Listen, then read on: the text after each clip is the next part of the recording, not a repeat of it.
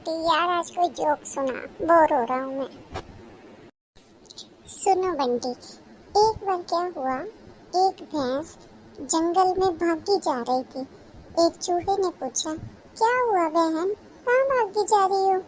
तो भैंस ने कहा, अरे चूहे, जंगल में हाथी को पकड़ने पुलिस आई हुई है।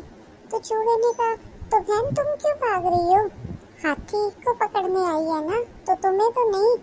तो भैंस ने कहा, अरे मियाँ, ये इंडिया है, पकड़ी गई तो 20 साल तो ये साबित करने में लग जाएंगे कि मैं हाथी नहीं हूँ, भैंस हूँ।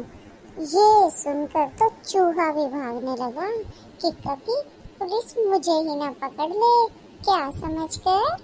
हाथी समझकर। फिर साबित करना पड़ेगा।